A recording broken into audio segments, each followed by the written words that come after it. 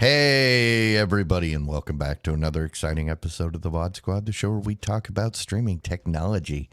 This is episode 288, June 25th, 2022. I am Clyde, and today I am joined by Matthew Ross. Is it really June 25th? Or May. I don't know. It's the 25th of something. I think it's May 25th. Okay. It may be the 25th. You're right. Oh, all right. Okay, fine. I'm Michael Aston. I assume he's criticizing me, but I can't hear him, so it's okay. Jimmy Trammell, do you have any other criticisms? No criticisms. Just 7 more shopping months until Christmas. I'm pretty sure the Christmas displays are already up. Oh, man. If Christmas trees are already out, I'll be upset. That's all I got to say. Well, you buy a Christmas tree now, it'll be definitely a fire hazard by the time Christmas rolls around. I've got like 3 Christmas trees of various sizes. I've got like a 7-footer. Oh, you get the fake ones, though. Yeah. Oh, okay. Yeah, but I've had the fake one for I've inherited this one, so it's like 30 years old now. It's got the fiber optic lines on the inside, so it does the whole cool shimmer effect and all that. I'm so glad we have an artificial one now. My wife finally went for one, what do they call it? A pencil tree, I think is what they call it. Pencil tree? Yeah, it's just kind of like a slender artificial tree is what it is. But that's what she went for, and I was so happy because now we don't have to go and get the real one. Oh.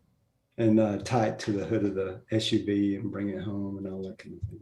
It's a pencil tree is essentially an artificial Christmas tree, but it's very thin. The Yes. ratio is a very thin. Okay. Yep. I never liked the look of those, but they do make sense as far as space savings and bad stuff. Like, normal size Christmas trees are. See, my philosophy. Chunky tree. If I can't have a real tree, I don't have a tree at all, which is why I haven't had a tree in like 10 years. But I'm never home for Christmas, I don't really do much for Christmas anyway, so it's like, whatever. Bah humbug. Yeah. So what are you saying, Clyde? If the tree didn't have a squirrel in it, you're not putting it up? Yes. Squirrel? No. I don't want a squirrel in my Christmas tree. No, that's horrible. Didn't get the reference, huh, Matt? No, I did not. You ever see Christmas Vacation? It has been a long time, and yes, I now remember the squirrel on the Christmas tree. It has been. All righty. Mike, are you there? Nope. Mike, still not there. Poor That's okay. Oh, now maybe. Hey, there it is. Jeez. At first I was muted and I was talking into a muted microphone. So I didn't think you could. Yeah, I need to clean my glasses. Yeah, at first I was muted, so I thought that was why you couldn't hear me. So I didn't think about anything else. You just went on to Clyde after I said, because I said hello or howdy everybody a second time. Anyways. Yeah, I'm not here tonight. I mean, physically I am, but apparently I am not mentally. 288 episodes and we still haven't figured this out. If it makes you feel any better, Mike, I'm never here mentally anyway. Right? You know what? 288 episodes. You know what to expect, guys. It's fine. That's right. Hey, should we talk about the news? I would say yes. Okay, fine. Let's talk about the fact that Audi is trying so hard to be Apple. You know, they're trying to make all the devices super smooth and expensive, and they're trying to make them so, you know, they've kind of like this kind of factor of, ooh, I want that because it's Audi device. It also starts with the letter A. Obviously, they're trying to copy Apple, aren't they? It's not like they've been around longer than Apple was ever, but that's besides the point. I mean, they are even making their cars into iPods. I mean, Apple gave up their last iPod, but no, that's what they're gonna. No, well, maybe not exactly that. What they're doing is they're putting Apple Music into the infotation system of the Audis.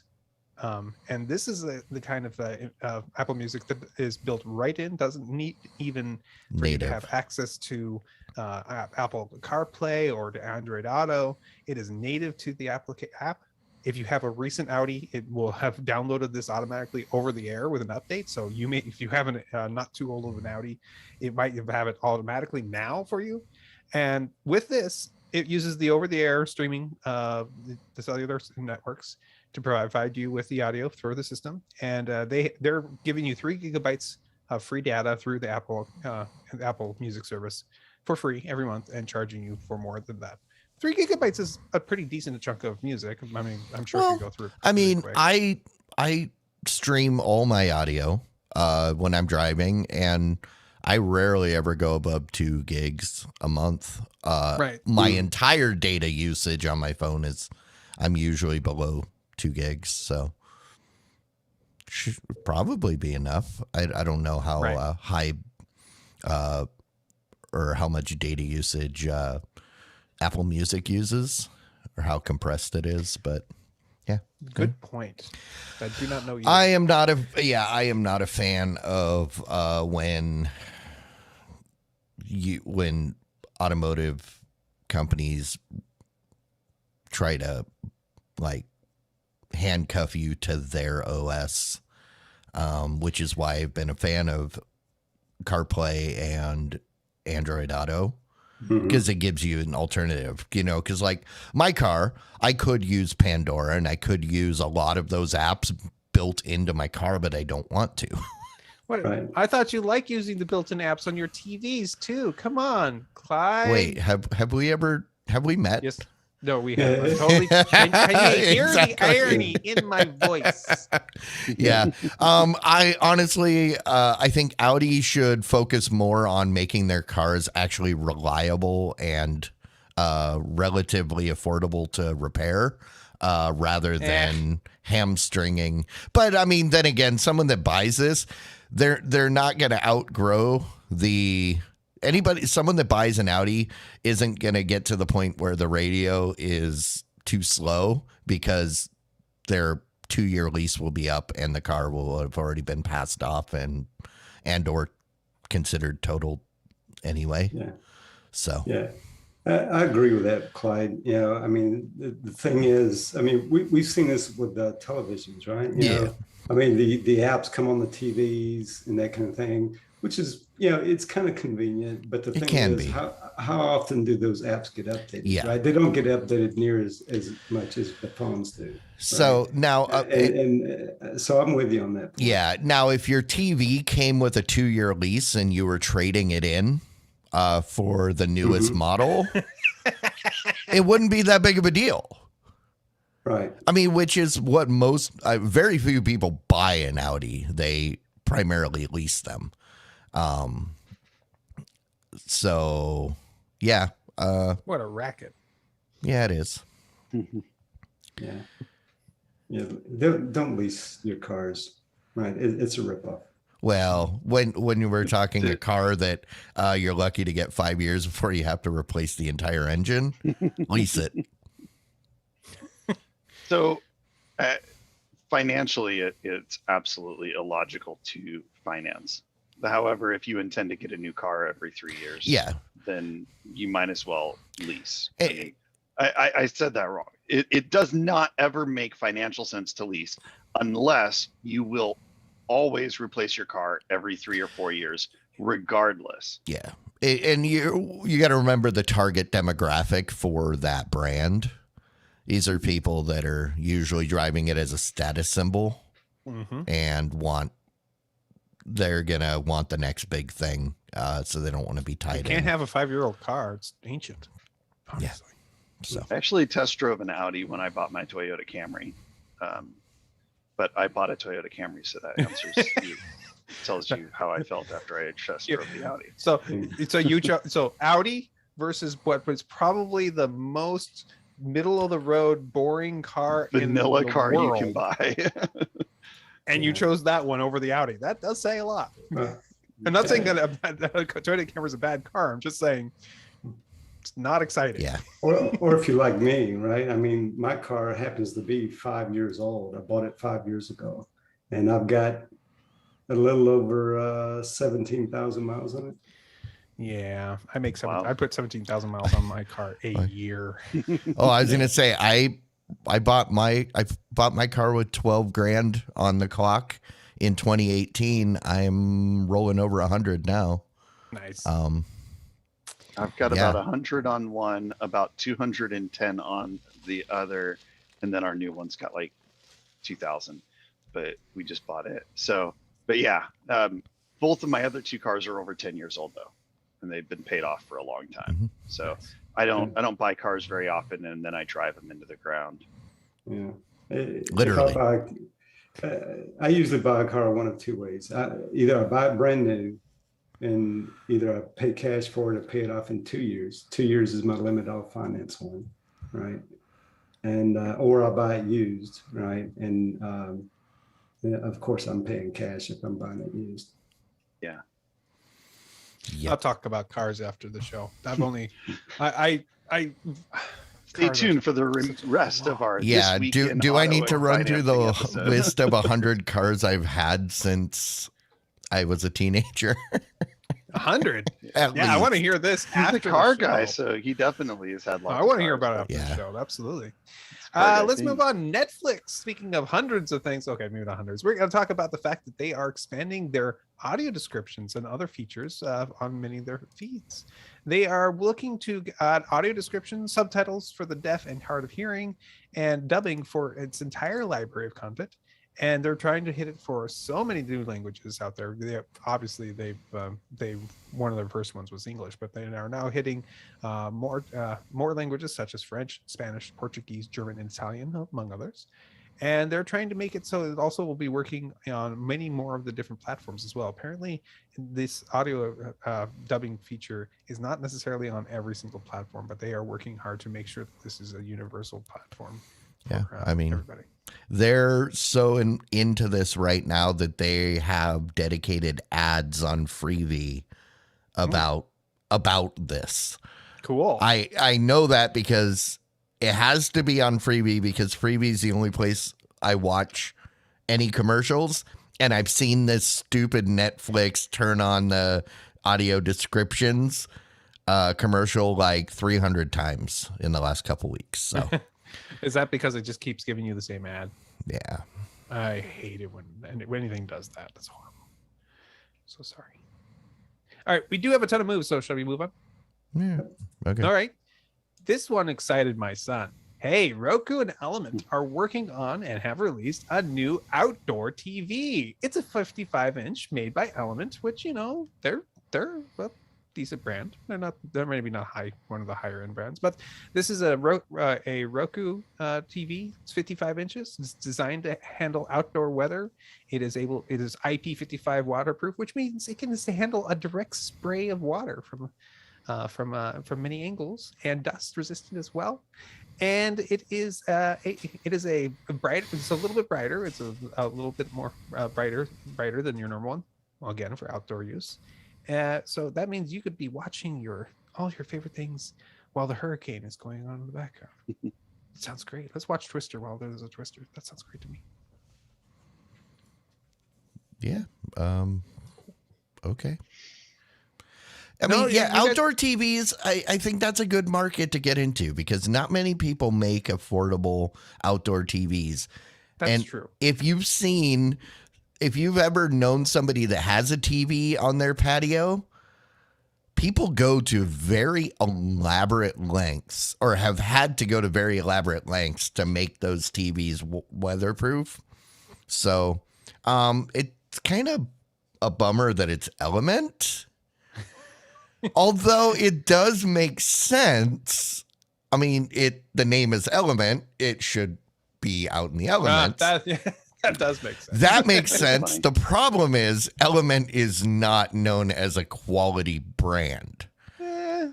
They're okay. Element is one of Best Buy's in-house brands. I don't think you're thinking of Best Buy. I think think it's- because I'll mostly see those at Walmart.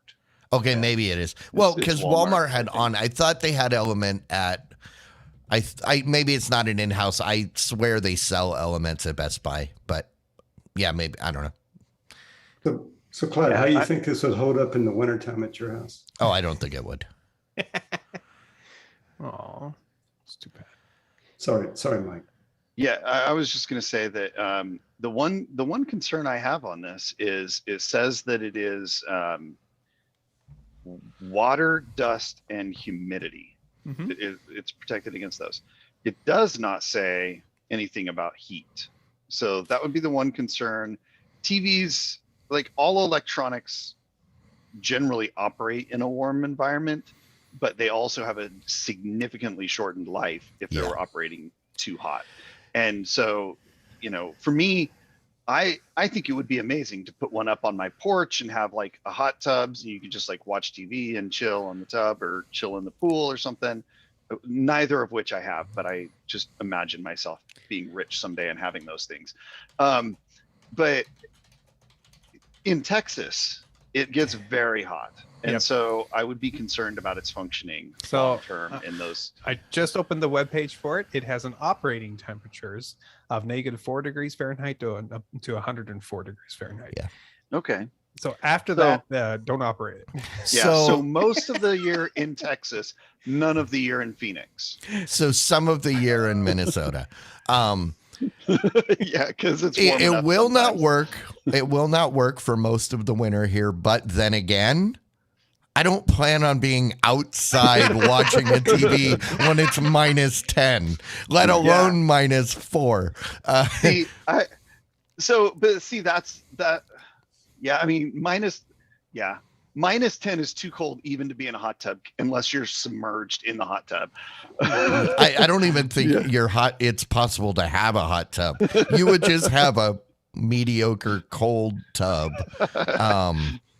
It's like it stays at room It would temperature, feel right? warm because it's that, when it's -10, if the water's 30 degrees, the difference is very warm. Yeah.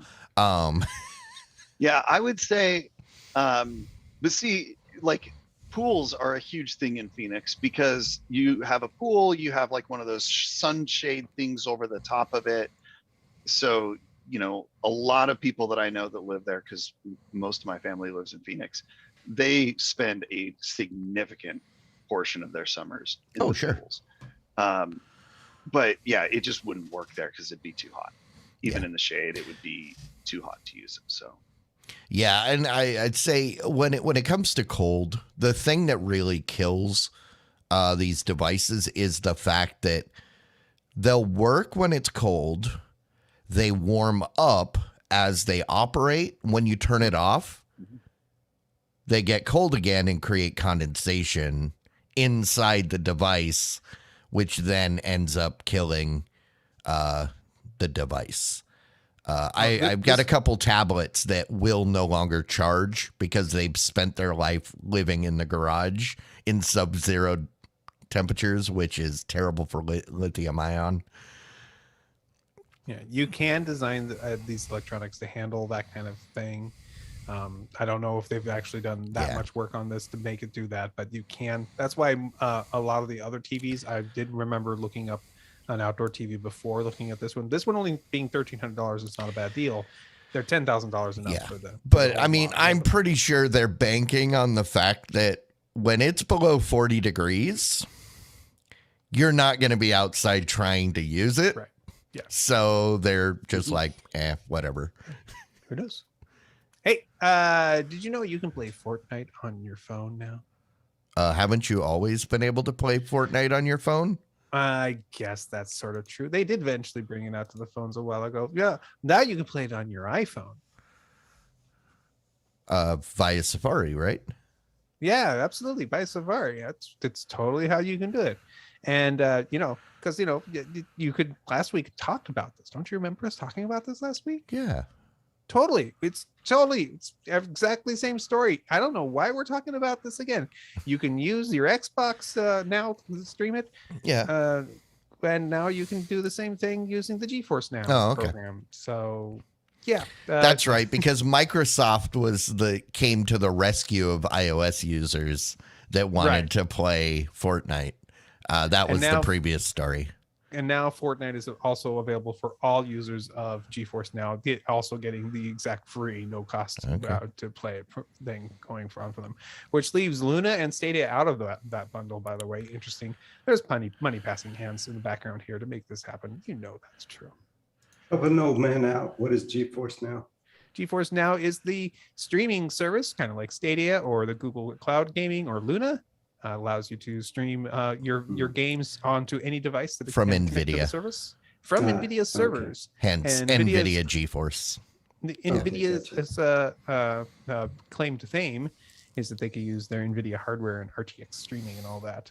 And also they're an open platform. As long as you can play it on a Windows machine and it's allowed by the company, it'll work on it. So it's pretty easy to get that. Yeah, and I mean GeForce Now has been around for a while. I'd say it's one of the first that did like immediately fold. Right. Yeah. And I tried it again recently, and it's still got a kind of a crappy experience of having to log in, then log into your whatever, like your Steam account or your Epic Game account, and then loading the thing, and then it's still a bit of a pain.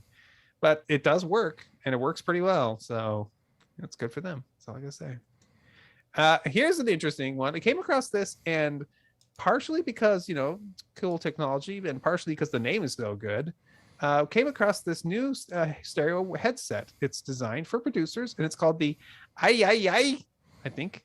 I. You missed one. I.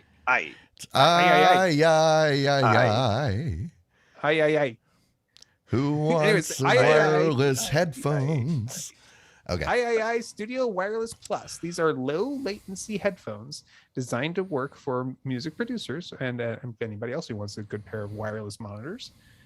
They are a set of headphones that are able to provide you with your standard Bluetooth or plugged-in connection, just like many other headphones these days. But also comes with a special transmitter that connects to your computer via USB-C. And will provide you a low latency connection that's guaranteed to be 16 milliseconds. It's a constant and guaranteed 16 millisecond delay, which is a lot lower than most out there in the world. So, yeah, that's interesting, because the biggest problem with wireless headphones in the studio has been latency. I mean, sound reproduction is also an issue. There's a meme out there from pro audio or studio people making fun of people that are mixing using Beats because they have such a not natural EQ curve built into them. So once you actually listen to it after it's mixed, it sounds horrible. It's like basically you can tell someone's there's no a noob if when they're mixing using Beats. But that aside, yeah, I mean, if this is actually low latency, that is awesome. Also, it looks like the transmitter also, I think, is, if it's not lossless, it's near lossless. Yeah, if it's got a good DAC, then awesome as well. The $300 price is expensive, but that being said, a lot of monitors are that expensive now. That's what I was going to say. It's got a $350 price tag, which on itself is expensive, but when you put it up against the headphones it's essentially competing against, it's not that unrealistic if it's competitive. If it can provide the same quality as, like, let's say the Sennheiser or whatever that they would be using otherwise. So yeah, the technology is pretty cool and all, but man, I don't know, those those ear pads there. I mean, Those look maybe- awesome and comfy. What are you talking about? I'm all for it. It looks like, I don't know, it looks like a throwback to the 1970s. Well, But, I mean, but that's the thing is for studio headphones, that's actually not a bad thing because a lot of the people want those headphones from the 70s. And when you're mixing audio in the studio, you're probably going to be wearing these things for like 12 hours. Yeah. It's the comfort level. Yeah, it's not about certainly style. Around the ear headphones like these, like they're fine for a 1 hour meeting, but they suck to wear long term because they just push on the ear, uncomfortable. Or something in your ear, same thing. It's just unless it's custom molded for your ear, it's going to be very uncomfortable Well, and long term. that's why I'm still using these 20-year-old Sonys that I have. These were like the $20 ones back in 98, but they're comfy. I can wear them for 8 hours when I'm doing a movie party, and they sound okay. So it's like whatever. I'm personally impartial to Sennheiser, as you mentioned, or Audio Technica. That's what I'm going to get 9 times out of 10. One of those two brands. But this is intriguing. It is very comparable in price to this level of headphone, though. I would just be interested in hearing the audio. I did read a little bit about this review, and there were some audio concerns that they had, a little bit of background noise and static and stuff. And so I'm not sure that's probably the kind of thing you could of getting wireless headphones though. And that's probably the kind of thing you can fix with a firmware upgrade too. Yeah, possible. So 16-hour battery life. That's pretty 80 hours if you're using Bluetooth. Yeah. Yes. It doesn't say how heavy it is though. I am curious about that. They look fairly heavy. That's what I was going to say. Considering that battery life, I expect they must be fairly heavy because that's a lot of battery. Maybe, but I mean, if you look at the picture there, they're clearly made out of plastic, so that would tell me that it's lighter in weight. It would be like these, which are similar design, but these are kind of heavy. When they're on my head, luckily the way they're designed kind of offsets that weight. But if you got a big chunk of plastic on the earphones too. Well, the whole thing is plastic. Yeah, and talking about the part that covers your ear is a big piece of plastic. No, on this one, not so. Yeah. Right. Yeah. Well, these are big, big, comfy, kind of like those ones. No, but see, yours goes. The whole thing goes over the ear, right?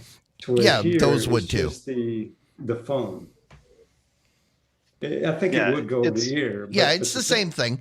Because if I take the phone, if I take the cups off, then it's just flat, just like those. It just happens to be a different shape. That's all. Yeah, I get what you're saying, Jimmy. It does appear that there's a little less volume on these, but yeah, I mean, it just like when you look at the band, it looks like there's some bulk to that. Heavy. Yeah, and it seems like it might be heavy. I'm guessing they've got the battery stuffed in the top of the band. Right, that might be. I guess. Right. Yeah, my question here, and this is ultimately what gets me is my question is, why do you need a wireless studio headset? What are you doing that?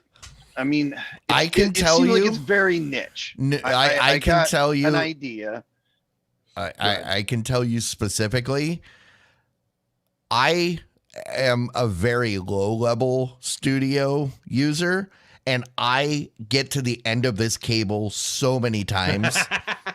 Yeah. I pick up a guitar and then I put it on and then my cable's all tangled up. No. I guess if you're not just producing and editing and stuff like that. Yeah, if you're like not just sitting in front of the board. Instruments. But Yeah, even then, makes sense. the ability to keep listening to what you're listening to, walk over, get something to drink, and is huge. And this is something that they wanted in the studio forever, but it was unattainable because of latency issues, and then the audio reproduction. See, it seems to me like you make two compromises based on what I'm reading about this set. You're making two compromises. There's some fidelity loss, some quality of audio loss, and you're putting a much heavier headphone on your head. Yeah, and again, if you're wearing it for hours and hours and hours, that little bit of extra strain can equate to headaches and neck pain. So I just feel like for most people, it's probably not worth that compromise. But I do see what you're saying is like if you're doing a lot of instruments, especially, then it can be worth it. Yeah, and like I was saying, is I'm skeptical about this, but it shows promise. Yeah, I assume it still suffers from the same things that have kept wireless headphones out of the studio up till now. But yeah, let's see. Yep. All right. Good luck. It's a great name. We love it. That's part of the reason we did this story. It's great. Let's do a couple quick stories here. We have a story from Netflix. Netflix is providing a new feature for their kids section that's called Mystery Box. And it is very much like what you had for the adults for a little while now, called Play Something. Play Something would pick something random which it thought was good for you to play out, for you to watch. Mystery Box in particular is specifically for the kids and will show a show that the kids have not seen before. So cool. So right off the bat, I'm looking at this picture and I don't think the Cuphead show is meant for children. It is, although there is a Have you seen it? I don't think it's suitable for children. I watched the first couple episodes and there was some stuff in there that made me go, ooh. Yeah. And that was going to be my comment. Like, I'm fine with my daughter using Netflix or YouTube Kids because I know that what my daughter is going to choose, like I can already categorize it. It's going to be Pokemon or one of the Disney princess type things or something about How to Train Your Dragon. That's 95% of what she's going to look at, and she's probably not going to try anything else. My concern then is, what is Netflix going to recommend as those new things? Because like I said, I can trust that she's not going to wander anywhere. She's probably not going to wander anywhere. Yeah. So I do keep an eye on her, but I'm still not like watching over her shoulder all the time. So I don't want her to get like guided to something that I wouldn't consider appropriate. I would never allow this. I would never think this is okay for YouTube to implement something like this. Because YouTube Kids has problems. Sir. Sir. Yeah. Hey, art is okay, right? Art is okay. What if it's the sketching of the nude form that it allows nudity onto YouTube, but it's art. That's okay for kids, right? Anyway, so that's my point, is that Netflix I trust a little bit more, but I'd still be a little concerned. So I'm not excited about it, but Netflix at least does have a pretty good rating system that keeps most inappropriate content out of the kids' reach. So kind of in the middle on this one. All right. Next story here is, if you are an EVE Online player, you probably already know about this. But if you're not an EVE Online player, you can now play the game for free. Even better, you don't even need to download any kind of, program to play it. It is the EVE Online has introduced a new section of the game. They're calling it, it's a new way of playing called EVE Anywhere. It's simply going to a website and it launches the client right inside your website. It is all streamed to you one way or another. I think it streams a client for you to play essentially. So you will be able to play the game. You just need a 25 megabits per second internet connection and a modern web browser. 25 megabits per second makes me feel like it might actually be streaming versus giving you a client. So I don't know. We'll have to figure out how that works exactly. But this is making it so you can play the online massively multiplayer space combat simulator with spreadsheets, EVE Online for free. Just going to Wait, you need spreadsheets? Yeah. I've never played the game. All I know about the game is apparently the people who really are into this game love spreadsheets. Well, isn't that any game where people are really into it?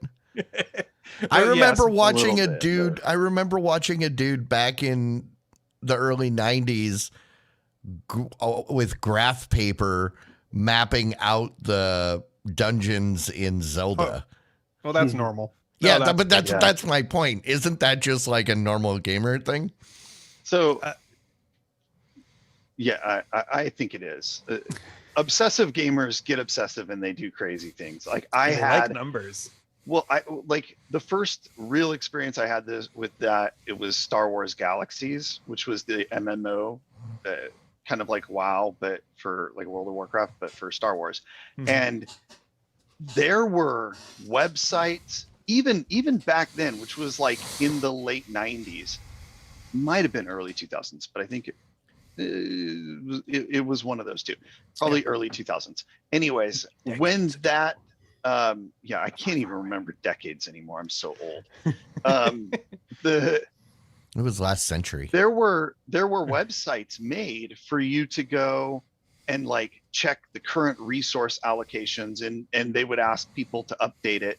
It was like crowdsourced before crowdsourcing was a thing, and you could check where all the resources were in the game to go mine and harvest resources at the highest quality, because you had to do that to get the best weapons. And then you like what vendors, which player characters were selling what weapons at what qualities where, and it was very involved, and I loved it. It was like I dream of that game still. It's one of my favorite games of all time.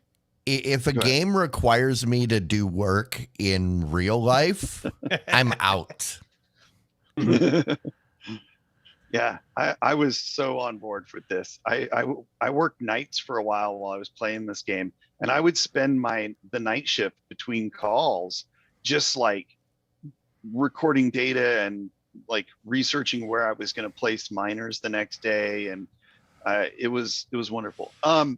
The one question I would have about this that this article doesn't indicate is kind of what you were indicating, Matt, is are they running this on like JavaScript compiled to code? Yeah, is it having you download a client to play the game that does all the stuff locally, or is it streaming a stream of the video to you over the 25 megabits per second connection? Because the reason I would think that might not be the case is that if they're streaming it to you, that would be very expensive for them, unless like I don't know. EVE has a free or is free. You pay for things in the game, right? Yes, I believe you can pay for stuff in the game. So it would just be very expensive if people weren't paying for that rendering. Like you do GeForce Now, you're paying a subscription to get that rendering on their servers. No, they have free versions too. So of GeForce Now? Yep, there's a free account. There is. Well, it's expensive. It's expensive. I'm just saying it would be very expensive. So that's what I'm wondering. Very cool. I don't know. I may just play with. I've never played EVE, and it's a space game, so I might actually try it now, especially since it looks like it's absolutely free. You can play it anywhere now. So but I could play it anywhere. You can play it on your Android TV or on your Android TV. Linux box. Well, you've got that Android TV, the Shield that has the NVIDIA thing running natively. Wouldn't you want to do it there? That's true. We could do that. So I don't know. It depends on if I have to pull up spreadsheets on my on my TV. Yeah. So I mean, That's the thing is, I don't want that's to. why you want it on your TV, so your computer is completely free for your spreadsheets. Yeah. That way you don't Steve- have to keep switching windows. Yeah. We're gonna move on because we still have more stories and we're running out of time. Or whatever. No, the U.S. Senate is looking at a bill that is going to possibly break up any company which has got over $20 billion in annual digital ad transactions. This is a bill that will take companies such as Google and force them to become separate companies for each of those businesses they work in. This would be a huge shift for a lot of reasons if this were to pass.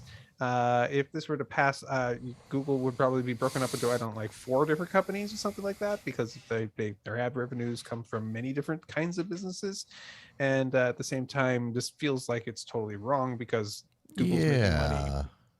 So. No, I don't get this.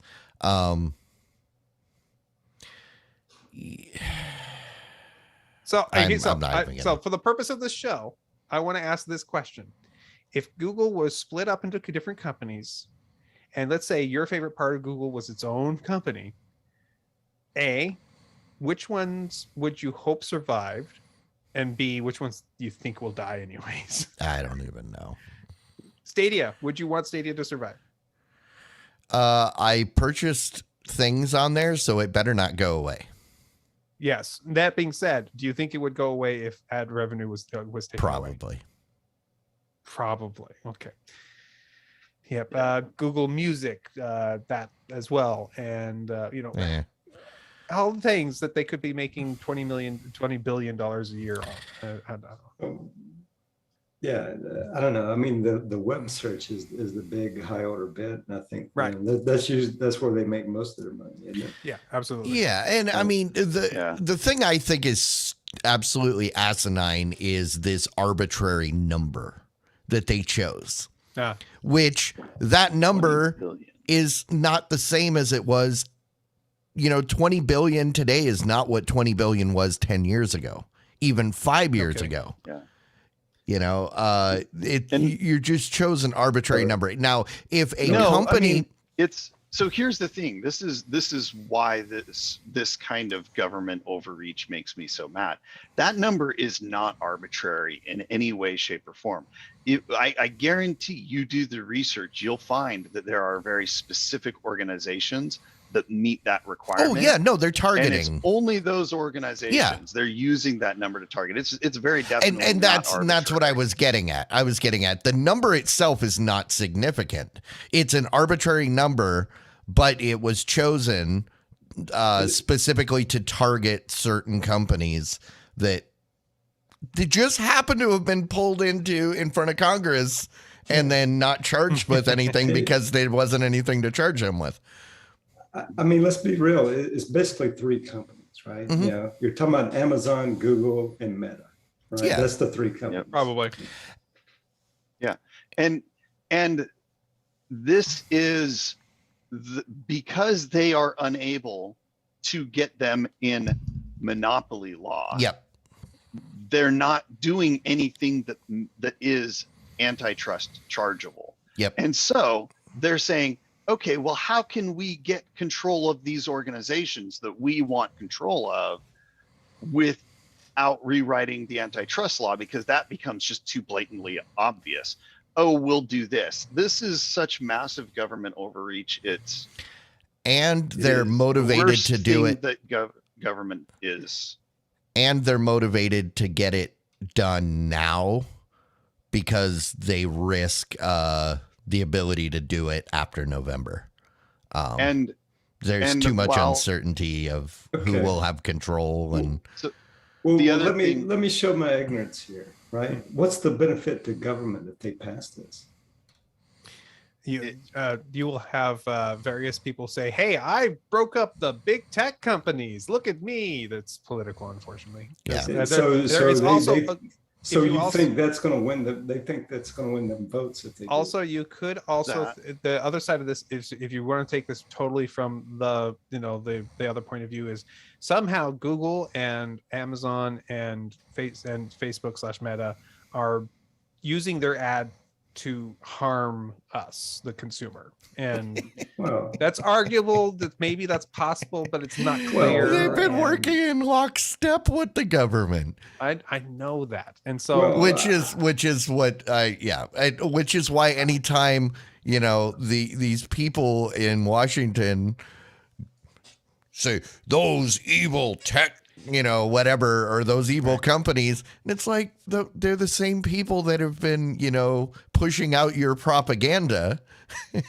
and I mean, there's certainly privacy concerns and that kind absolutely. of thing. But I mean, people give that up willingly, so they can play Stadia, right? Yeah. So I mean, people volunteer their privacy so that they can get something for free. Yeah. I mean, that's the proposition there, right? So That's why smart I don't people see- set up dummy accounts with fake information, specifically for that purpose. But not everybody's smart. There are a lot of dumb people out there. Right, Yeah, but that's not something to be regulated, right? Mhm. Yeah, I mean, think.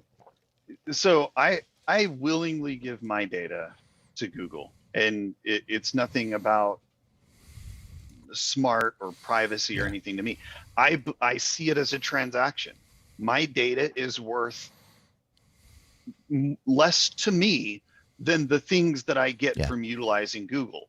I think it's totally worth it. On the other hand, my data is worth more than anything Facebook offers. So I don't use Facebook or Meta. Exactly. And that's exactly how I view it. So I am not super concerned about privacy. I think it's important, and I want to know what's happening with my data. And I think that our laws already cover that sufficiently for my concerns. I think that there's a couple of things that government gets out of doing this kind of thing. Obviously, they get to score some wins and put some notches on their belt for the next election time. But there's also the ability to have more influence over the organizations. So by splitting up the organizations and having laws like this in place, the organizations have to come to them and have to answer to them as they grow and become more powerful. It allows them to reduce the power of something that they consider to be, if not a direct opposition, something that is not necessarily ideal for them in their position, and they want to weaken that institution. I want to just bring up one historic tech company that was was deemed a monopoly, and measures were taken. Microsoft. Yeah. Okay. So. But that was the problem. Nothing happened, guys. No, and they did that based on the fact that it did fit into specific definitions of antitrust, monopoly, blah blah blah. Yeah. They didn't just say, "Well, crap, we failed. How much did Microsoft make this year? Okay, now if you make more than $2 less than Microsoft made." You have to be broken up. No, And, I agree. I'm just saying that my I am in favor of anti-monopoly sometimes, really only when there is when users or the general public are negatively affected. More for me, I have no problem with monopolies. I have a huge problem about monopolies taking their monopolistic, basically their size, and buying up competition. Yeah. When I see that happen, and I don't see the FCC or any regulators saying, no, you can't make that buy, which happens all the time now, it bothers the heck. I like monopoly. I mean, if you you're asking about why the government would do this, and you're talking about the big tech company that that had monopoly antitrust things.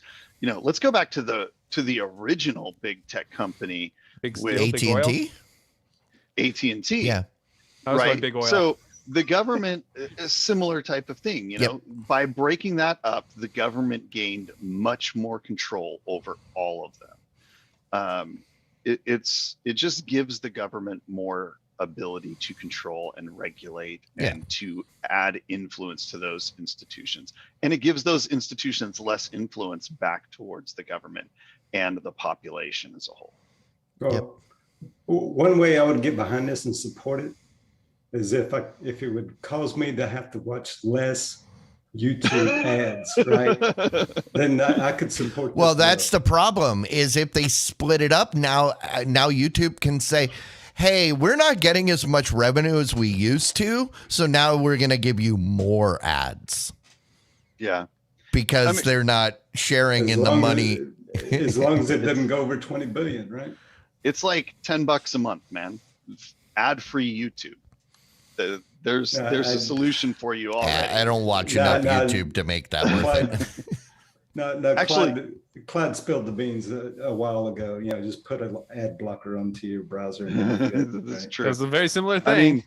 I mean, I do it, though. Honestly, I have no idea how much I pay anymore. I'm sure it's more than I initially signed up for, though. All right. Probably like $100 a month. What else have we got? Sorry, I'm putting in a title. All right. TikTok, guys, you know TikTok, right? That great little platform where you can go ahead and watch these short little videos. It's the social media app. That's where you go to find out what time it is, right? And yes, you can go to TikTok to find out what time it is. I think that's the thing. What time it is? Yeah, what time is it? It's 4:30. What time it is? It's not late. No, it's early. No, it's TikTok is doing something kind of like what Netflix was doing. They're getting into video games inside their app. They're looking at possibly providing little games for you to play inside. They're doing some testing for some people. They're working with Zynga, which what was the game Zynga did? I forget. Candy Crush. Was it Candy Crush they did? Yeah. Anyways. And they've even got one called Disco Loco 3D that you can try out now for people. And I don't understand this whole putting games inside of your streaming app, your social media app solution. It doesn't make that much sense to me. Although Farmville was a huge success. It's trying to get people to stay. Because if they're going to play a game, they have to leave the app to play their game. But if the app exists inside, or the game exists inside the app, then you can feed them your ads and get your ad revenue. Yeah, I don't know. Yeah, and most of those games, like Farmville is a good example, right? Like there's a certain amount of stuff you can do before there's a wait before you can do more, right? So what's the natural thing if you're doing that in TikTok?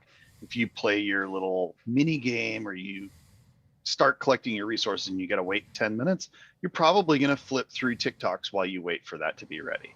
I think it's just eyes on the app, keeping it there longer. Okay, fair enough. So next story here is an interesting idea. Amazon has a new series called Night Sky, and it's a sci-fi movie or show that they're running. And they've decided to, as obviously a stunt, beam the first episode of this show into space. And the only reason they're doing that is because it's J.K. Simmons in the lead role. They want to share. They want to make sure that J.K. Simmons is shared with the entire universe. So what they did is they took one of their transmitting satellites that normally, they send it up to the transmitting satellite, and then they send it to another satellite to be transmitted back down, and on purpose transmitted the signal, missing the satellite, as we all know from Douglas Adams. How to fly is to jump at the ground and miss. That's how you fly. So that's what they did. They've sent their signal out into space for reasons, and All I gotta say is, I think this is probably the world's worst DCMA violation ever. I mean, DMCA. DMCA. I mean, look, think of the number of people who are going to get a copy of this and didn't have a license to watch. It's horrible. Yeah. See, if they were going to put this into space, the fact that Sissy Spacek is the one person, they should have, Kevin Spacey should have been the other person. Just confuse the hell out of them just by names. Well, it's not like whoever's going to see it out in space calls space. That's true. Yeah. They probably speak English. I mean, what else are they going to speak? Good point. I don't know. I don't know. I love when companies do these kinds of stunts, like Tesla launching a Tesla, or SpaceX launching a Tesla into space. It's silly, but it's funny. It gives people something to talk about it. It worked. We're talking about it right now. Oh, there was that disco ball thing that made everybody mad a couple of years ago. I don't remember that. There was a giant, somebody launched a giant disco ball into space, like in orbit, low Earth orbit, and people were causing all angry. Kinds of No, I mean, just, I don't even know if it worked, but people were angry about what it was going to do. But yeah. All right. Next story, we have a story about the FCC is working to expand their current program, which is providing a broadband connection to rural America, which normally would be has been for the past few years, trying to get people to get a 25 meg down, 3 megabit up speed. They're looking to expand that and make it a requirement to make it so it's 100 megabit down and 20 meg up. Hey, that's enough. We could stream this show. They're looking to do this through expanding their current program and using their existing partners. They've been working with a couple of partners that are across the nation to do this, and they're trying to make this all happen by the year 2030. So it's still going to be a while before we get there. But I like goals of decent internet. That's good for me. I don't know if this is going to actually do anything or not. Probably to do something, because they're throwing money at the problem. That's not what's actually happening here, but it's not worth it. Yeah, don't do it. If you're a internet service provider, don't believe it. Yeah, well, don't get in bed with the government. They've been saying this story for 20 years now, right? Okay. Who's been saying they're going to get royal? Yeah, if you go to broadband.org, right? You can read all of that. They've been doing this for almost maybe not quite 20 years, but it's been more than 50. Well, and I mean, it's been the same thing. The government always uses rural customers as the excuse for whatever they're trying to do, whether it was we need to get better phone service to rural customers, so we're gonna tax everybody else, or we're gonna do whatever, but it never actually does anything. It's part of it's the main justification for not being able to get rid of the post office or the postal service. It's because there are places where UPS and FedEx don't go, that the post office does. Like, there's postal routes on lakes that are inaccessible, on rivers, that are inaccessible except by boat. And the USPS delivers mail via boat to those guys. And they're right not far from me. There is an island where somebody lives right next to my island. My island you can drive onto. Their island, you have to get there by boat. And they get mail. But I mean, this is an excuse to spend more money to get jobs, set up jobs, and do all this other stuff that never actually does what they claim it's going to do. So, and it's a step in the direction of having internet as a right. So Okay. I'd love to continue this conversation, but I'm going to keep moving. Yeah. We're going to move on to the fact that the Samsung Galaxy Watch 4 has just picked up the Google Assistant. I didn't know it didn't have the Google Assistant. This is the watch that the guys from Samsung has released using the new Wear OS 4, I believe. Unless I'm thinking of the wrong watch, but yeah, this allows them to actually call up the assistant finally on the Google on the device. So cool, about time. Yeah. All right, now let's have another story here. How about this? How about I tell you a story about AT&T? And I want to tell you about an amazing thing AT&T did. Okay. You know what they did? They gave all their customers control. Like the organization that if you've got a phone, you've got control. If you got an AT&T phone right now, pick it up. You've got control. Just go for it. So like Maxwell Smart's organization that fights against the powers of chaos. Okay, maybe that is the kind of control that Agent 86 and 99. No, what they've done is that, like they've done previously with the Batman Arkham game, that they were able to stream to your device, Android or iPhone, for free because you're an AT&T customer. They're doing the same thing with the game called Control, which is a very freaky game in the Alan Wake universe that I've only played the first little bit. Thought it was very cool, but also very scary and fun. And you are going to be able to play it for free, stream to you using the Google Immersive Stream backend, which is basically Stadia. Yeah, they're using Stadia again. Because, I mean, they did the Batman thing. I tried that back in, was it October, November? And it worked great. I can't remember how to access the website to play it again, but that's fine. Cool. Well, I'm glad another they're doing free more. game for you to play. Yeah. And Control is a good one. I've only played a little bit, but it's very compelling and very the mood of the game is very good. Okay. I like it. All right. If you are interested in using Starlink, last week or two we mentioned the fact that they will let you take your Starlink with you for a little extra money. You could take it with you to different locations. They now have a new version. It's Starlink for RVs. Comes with a miniature dish and stand. Makes it easy for you to hook up anywhere you are. And it costs $135, which is $25 more than the standard model. But it is very mobile, allowing you to take it wherever you want in the United States and be able to connect very easily your internet wherever you go.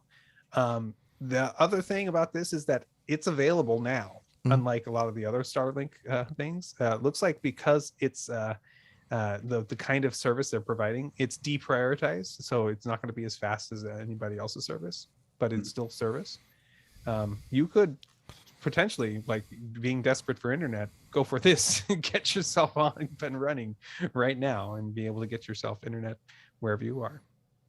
Yeah. Now, see, this looks like a viable solution for high-speed internet in rural areas. 155 megabits per second speeds pretty much anywhere. I mean, that's more than I'm getting right now. And I'm paying for gigabit. I'm sorry, man. How long do you think it's going to be before somebody walks into a coffee shop with one of these? Number one, you're going to have to leave it outside on the curb. And as you know, that thing is not as big enough to hold 5 cats. So it's just not going to. Although it does look like one of those 70s lounge chairs. Oh, yeah. How many are going to get broken because somebody sat on it? They got drunk. It was sitting too close to the fire and they thought it was a chair. And then, yeah.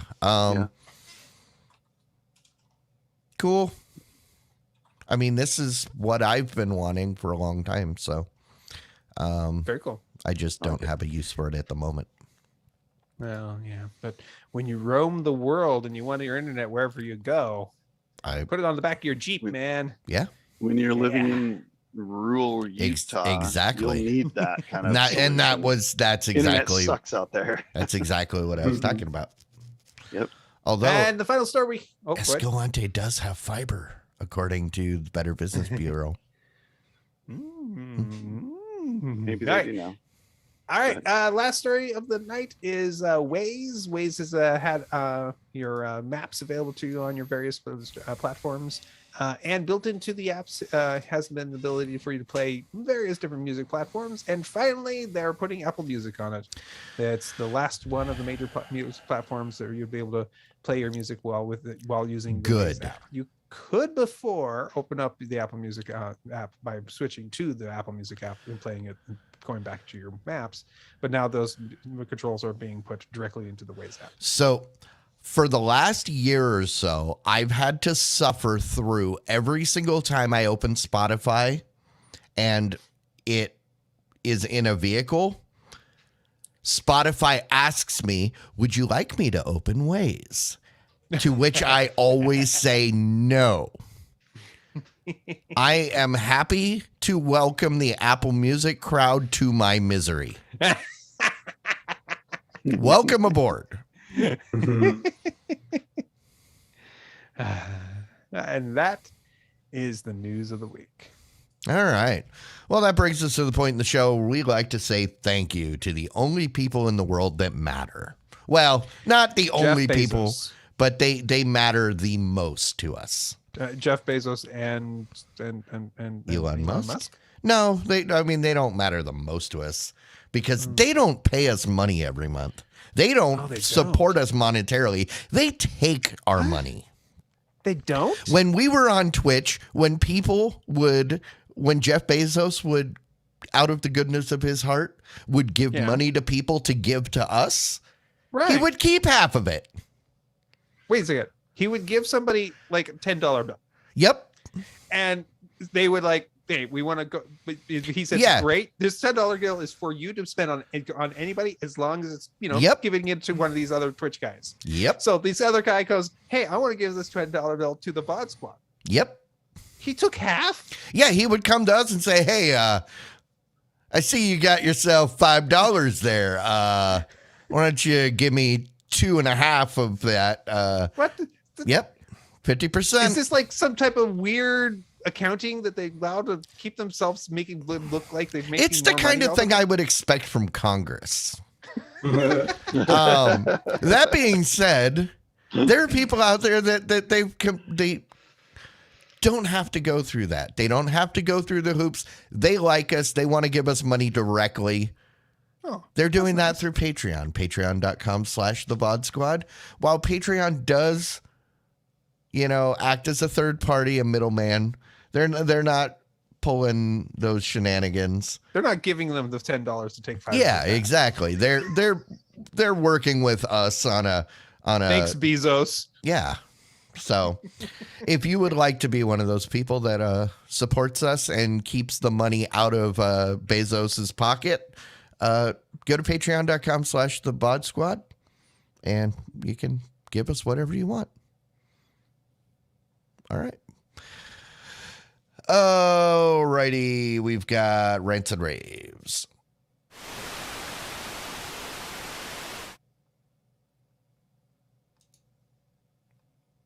Okay.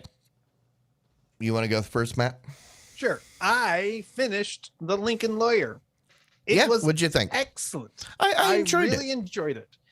I have to. I certainly hope they come back with a second season. They set it up nicely. Every episode was fun because there was good, interesting things happening law wise, and and things happening and figuring out what the mystery was, and it was almost every episode had a great laugh out moment. My favorite moment that we saw last was when we found out what kind of dad Cisco is. It's the best. It's a great line. So if you haven't seen it, you'll come across that eventually, and you will laugh too. It's great. Let me ask you: have you watched the show Insatiable? No. Okay, so in the Lincoln Lawyer, the dude who was on trial, the rich guy, the tech guy, he is one of the main characters in Insatiable, who is a very over the top kind of character. Yeah. And I could not divorce his insatiable character from the Lincoln Lawyer character. Mm. And so that was kind of fun for me. I kept thinking of him as Bob Barnard. But if you haven't watched Insatiable, that show is very funny. But the Lincoln Lawyer was fun. I think they did just like I enjoyed it like I did the Reacher show, where I have no interest in the movies, but they made something for TV that I think it stands on its own. All right, and then the other thing we watched this week was my wife said, I kind of want to watch this movie. Would you watch it with me? I said, okay, let's watch it. And it was, I think it's called, I think I wrote it down. Can't remember. Grad Year, which is a ditzy high school drama style story. It's you're growing up in school, kind of thing. Rebel Wilson, which is her own brand of comedy. And it was not as bad as I thought it would be. It was pretty funny. And every time it did things, I was like, it actually kind of, and it had some good laugh out moments. So I don't recommend it if it's not that kind of mood. If you don't like Rebel Wilson, don't watch it. This is what you're saying. Probably that would be true. That would be true. If you don't like Rebel Wilson, I have not watched a lot of Rebel Wilson, but I enjoyed it, kind of going into it blind, and I thought this was better than I expected it to be. So that's not high praise. That's just praise. So there you go. Man, what service were those? Both of those are on Netflix. Netflix, okay. As well as Insatiable. Okay. All right, Mike. I have not had a lot of watching TV time, but I have found myself watching some martial arts related YouTube channels. Few of the ones that I've enjoyed are Sensei Seth and Hard to Hurt, and also some of the like backyard MMA stuff, Street Beefs and Scrapyard, and watching every like normal non-professional fighters just beat the crap out of each other in somebody's backyard. It's pretty enjoyable. You've been watching Dust, haven't you? Dust? Like the game? No, the Detroit self-defense guy. Oh no. Yeah, no, I have not though. Detroit Urban Survival Training. That's what it stands for. Yeah, no, I remember him. I have not watched any of his videos, but I have seen many people making fun of his. This is how you get shot. So, yeah. Yeah. Yeah. It's like the meme ones are I don't know if they're really memes, but like the reaction videos of the person sitting in the car, and then it like he says, I'm like, you see him do this thing, and it's like they'll maybe put it in a thought bubble of like Dust doing something, and then they'll like show him standing in heaven. Yeah. He's like, yes, no, I've seen a bunch of like spoof type or reacts to videos of him, but I've never actually watched any of his videos.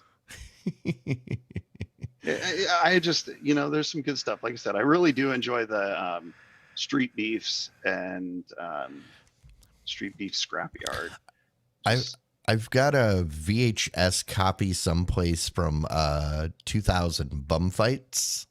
I think I've still got that someplace if you want it. You remember that? No.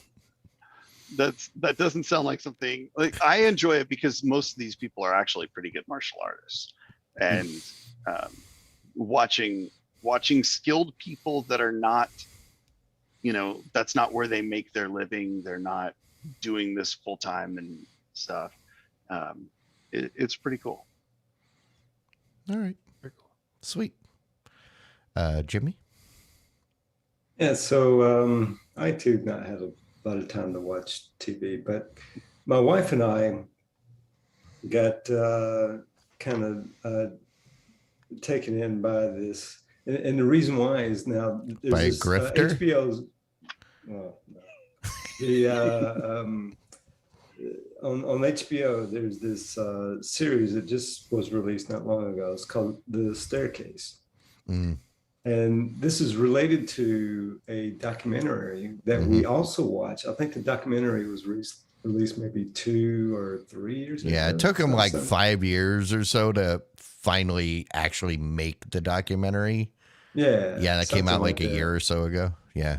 Yeah, the documentary was like maybe, I think it was 2 or 3 years ago when it was released. Something like that. I think something like that. Anyway, the documentary is on Netflix, right? And me and my wife watched that, enjoyed it, right? And then when I saw this show pop up on HBO, I was like, hey, I think Colin Firth is the one of the main actors in it. And I was like, hey, it's got to be pretty good with him in it, right? So we decided to start watching that. We're 4 episodes in, and it's really good, because what's interesting about this show, and this is a real life story, right? Kind of a crime story. True crime. True crime story. Yeah. And so this is a HBO series, but in the series, they kind of show them making the documentary as well, right? And you kind of see how that plays into into the real life situation, and they show you a lot of things here, obviously, that you didn't get to see in the documentary, right? So it's an interesting story. I mean, I don't want to give any of it away, right? But it's a true crime story, and very interesting story. It's maybe at least the documentary was. If you saw on not HBO, but Netflix, The Making of a Murderer, it's the documentaries. I wouldn't say the same, but maybe similar to that, at least in the storytelling. Except maybe in this case, the people in the story have maybe a little higher IQ than what they had in The Making of a Murderer. But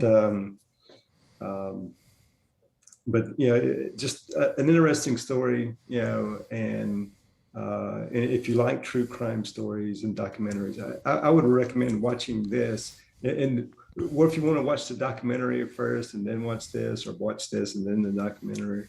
I can almost guarantee if you watch it, either one, and you like it, you're probably going to want to watch the other one, right? That I can pretty much guarantee. But it's a interesting story, and if you like true crime, then I recommend this one. Okay. All right. Awesome.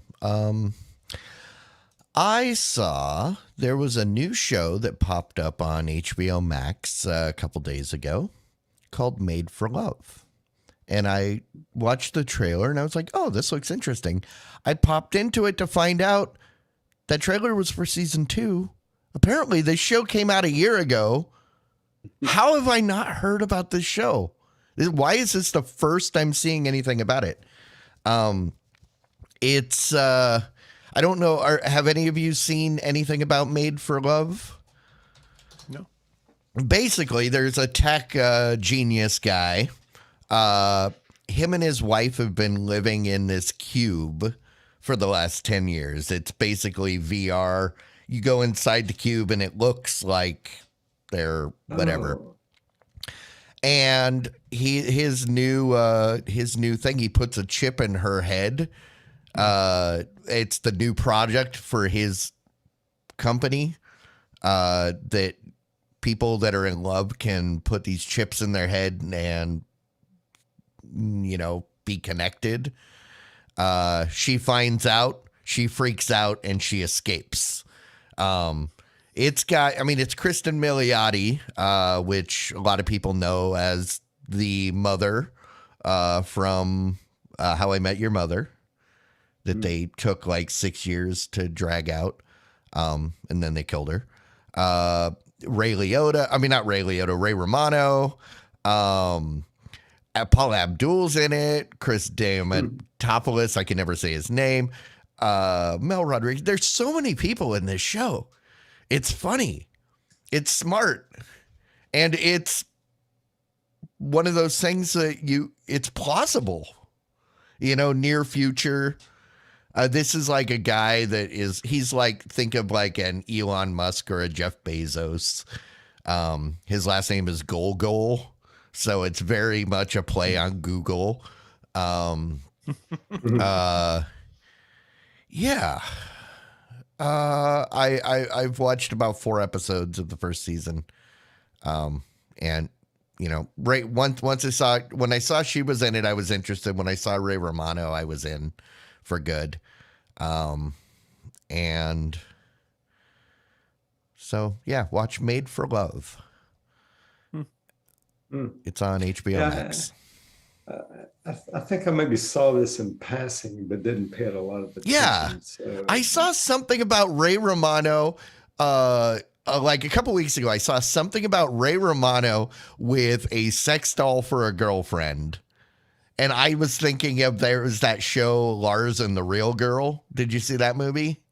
Nope. I was thinking it was something like that. But, and then when I actually, a couple days ago, I actually clicked into this and went, oh, this is actually pretty awesome. And I mean, the way they do the like when they're in the cube and think of like a VR, a holodeck almost, where all the walls are doing the simulation. The graphics and stuff that they do in the show is actually really cool. So, and it's funny. I mean, if I'm in, it's got to be some sort of sarcastic or have some sort of funny quality. So check it out. And reminder, Rants and Raves don't have to be about what you watched. Jimmy, you got a new computer. Shouldn't you be ranting about that? No, totally. Sorry, raving. Ranting about how much it cost you, raving about how great it is, right? Yeah, it is. So I got one of the new Mac Studios. Didn't get the most expensive one, but I got the one. This is the one that has. I got the lower end one, but with a few upgrades. So the one that I have, the Mac Studio, it is the one with the 10-core CPU. Only 10 cores. And the humble GPU brag. The GPU has 32 cores. And it also has 64 gig of memory. Yeah. Too bad it still can't play games. I'm true. Kidding. I'm kidding. Yeah, you're kidding, but you're not. Not a negative for me. Right? But yeah, a nice machine. Very, very good. As a matter of fact, there was something I was going to ask you, Clyde, because this machine has a 10 gig Ethernet port on the back. Uh-huh. The switch I have right now is only 1 gig. Yeah. And I want to get a 10 gig switch because the Synology I have up underneath the desk here, I've got a bonded connection. But it's only got 1 gig ports at the back of it, but it's bonded. Right? Yeah, but so you'd potentially be able to get 2 gigs if you could use them. You could use them both together, like load balancing, but possibly it is bonded together and it would do it. But my old machine only had a 1 gig port. So yeah, I mean most things only have and that's the situation where multiple gig Ethernet only serves you, or the only benefit it'll give you is if you're sharing files between computers. So yes, you could theoretically get by with a switch that has 2.5 gig. Well, I want to do it because that's where my virtual machines live, is down on that, and it gets served up to the machine. Yep. Right. So you're looking for a switch. So I'm looking at a switch, and they have managed and unmanaged. I'm thinking, for home use and for when I'm using it, probably unmanaged. Well, if you're going to get multi-gig, you're typically going to need some sort of managed switch. So you would recommend managed? Yeah, or at least semi-managed. There's the kind of hybrid ones. The web Because managed ones. yeah, if you're trying to use both ports on that Synology active at the same time, you're going to have be able to have the ability to set up some sort of port channel. Otherwise, Yeah, you're going to create a loop and it's not going to know what to do. Yeah, it is active, right? But that's what I'm saying. The Switch is going to have some sort of smarts to know how to deal with that. Does your Synology NAS have a slot that you could upgrade it with a 10 gig switch? So I think so, yes. But I've never. They might. That might be the easiest. Are I you may- talking 10 gig switch or a 10 gig not network 10 card? gig switch, 10 gig network card. That's what they Oh, do. okay. I Well, was saying switch would be even better. I have another disk array up underneath the desk that I'm probably going to replace with a newer Synology that will have the 10 gig, right? But what I'm looking at is just a Netgear. It's got like 2 10 gig ports and then 8 1 gig ports, right? Okay. So that's what I was looking to get is something like that. If all you needed were the two devices that could to talk to each other at 10 gig, that would work okay. Yes, Yeah. it would. But that Netgear, which I think I think it's unmanaged is the one you're looking at. You would not be able to do the bonded network on Well, the, but you'd only need to do the bonded if he Yeah. was trying to get the 2 1 gigs gig out of it. ports to be 2 gigs total. So yeah. So, and we can talk more about that later. But yeah, a great machine. I like it.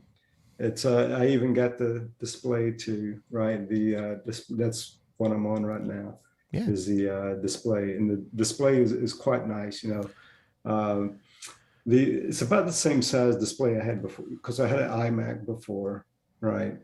And it was 27 inches, just like this one. I do have to say this one is noticeably brighter than the one than the iMac was, right? So and that helps. It also too, the color seems to be better on this one too, or maybe it's just the machine with the high-powered GPU that's making it do that, perhaps. But I do like the display as well. But the machine is really good. I've got several VMs stood up on this thing already. I can do all kind of demo. I'm really surprised how many virtual machines I can run on this thing, and it doesn't even kick on the fans, right? So really a powerful box. Hey, did they finally realize that they do actually need fans? Remember when they put out those things that had no fans because we don't need it? Which ones? Yeah. Oh, they were putting out one of those where they're the Mac Minis that had no fans and they got super hot and would overheat. I'm thinking you're thinking of the MacBook Air. That's the one that That might be what I'm thinking of. Yeah.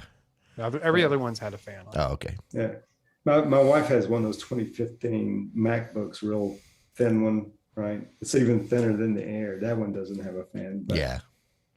She doesn't do enough to, matter all that much anyway. All right. Alrighty, well, hey, that brings us to the point in the show where we want to say goodbye. But before we say goodbye, we got to go through the normal stuff, like Oh man! come see us live when we do this every Wednesday night on YouTube, 9 p.m. Central. If you don't want to watch us live, but you would want to listen to us after the fact, you can get the podcast anywhere where podcasts are available. But if that podcast, the free cast, doesn't come out as quickly as you would like, you can become a patron. Become a patron to get a custom RSS feed, and you will get the audio stream almost immediately. So within hours, it will. The only thing I can guarantee you is it will be ready by drive time tomorrow for your commute to work. But I can't make any promises about whether or not it'll listening to it while commuting, whether or not it will give you the urge to drive into oncoming traffic. That's not our fault. Yeah, no, not our fault at all. No. Even if you get that urge, Yes. no. And just making that disclaimer now. So, Yeah. on that note, let's get out of here. We're all yawning. See y'all. Yeah, no kidding. Bye. Good night. Bye. Diamond Club. Club hopes you have enjoyed this program.